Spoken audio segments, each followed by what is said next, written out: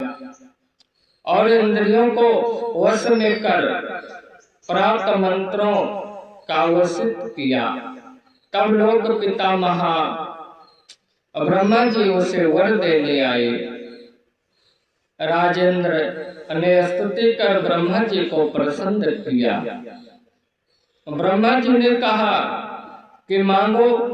उनसे कहा कि मुझे देवता न जीत सके।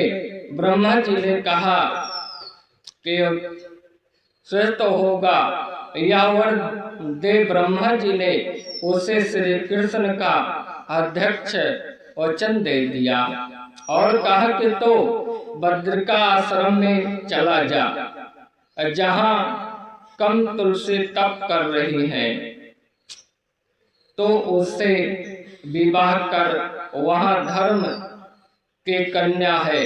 ऐसा कह करके ब्रह्मा जी अंतर ध्यान हो गए।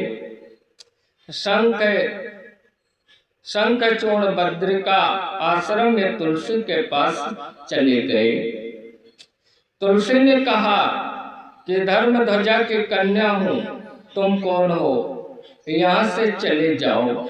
जब जाकर के इतना कहा कि तुम जो है यहाँ से चले जाओ, तब धर्म ध्वजा अपना उसी प्रकार से कहता है, क्या नारी जात बड़ी मोहिनी होती है, ईश्वर उनसे आपने को कादिष्ट होने से निर्दोष प्रमाणित किया, तथा यह भी कहा कि मैं हूँ ब्रह्मा जी के आज्ञा से आया हूँ। मैं दंभर पुत्र दानव धनुज के वश राधिका के शराप के दानव हुआ हूँ। ऐसा कह करके शंखचूर्ण ने हो गए। तुलसी ने कहा कि यह बात सत्य है। वह फिर भी हंसने लगी। जब हंसने लगती है तब जाकर के कहते हैं, क्या? तुलसी ने कहा कि वही पुरुष संसार में धन्य है जो स्त्री से प्रास्त जीत न हो। तुमने मुझे अपने विचार में पराजित किया। तुम के ऐसा कहते ही वही उसी समय ब्रह्मा जी आ गए।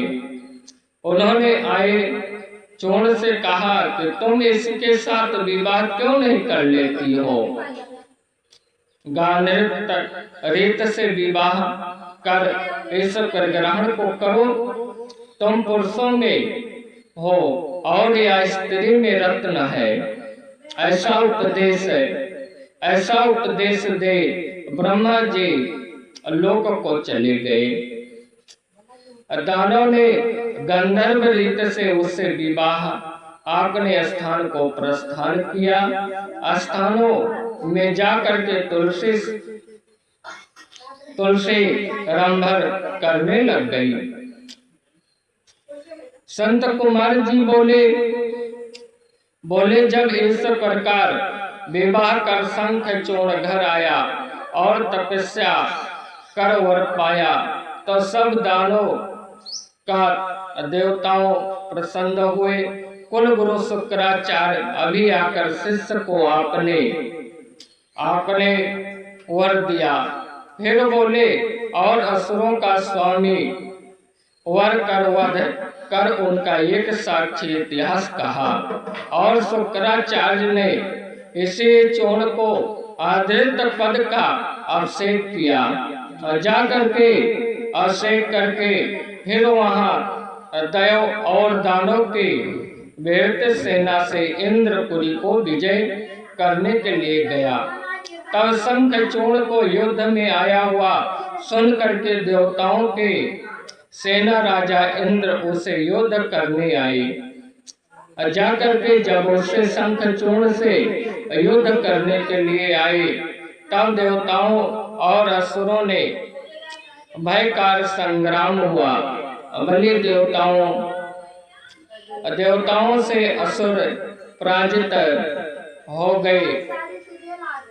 चले दैत्यों के पालक के दैत्य राज के अदृष्ट देवताओं ने कर्म किया।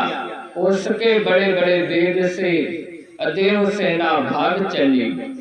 उन्होंने वही कहा, देवताओं की शरण ली। महाप्रतापी शंभु ने सब को जीत कर देवताओं का अधिकार हरण कर लिया।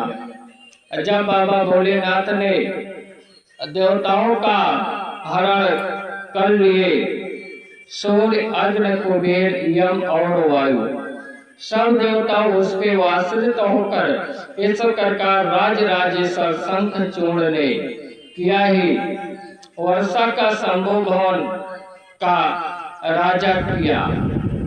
उधर राजे हरण से देवताओं को साथ ले ब्रह्मा जी की सभा में गए। आकड़ा परंतु कहा कि ब्रह्मा जी उन्हें साथ ले विष्णु जी के पास है वैकुंठ धाम। वहाँ सब ने मिलकर के शंख, चक्र, गदा, पद्मधारी लक्ष्मी जी भगवान को प्रणाम कर उनकी जो है स्तुति की तथा रोते हुए वह दुख कहा कि उससे सुनकर भगवान विष्णु बोले कि हे शंखचूर्ण, यह वृत्तांत तो जानता हूँ। पूर्व काल से ही मेरा बड़ा भक्त परम तेजवी है। इस संबंध में शिव जी से प्रश्न करूंगा और देवताओं सहित ब्रह्मा से ऐसा कह करके विष्णु ने उन्हें साथ ले लिया। इस लोक को चले गए। जा करके इस लोक को चले जाते हैं। इसलिए भक्त लोग कहते हैं कि जो बाबा भोलेनाथ का भजन करता रहेगा उसका कल्याण ही कल्याण होता रहेगा।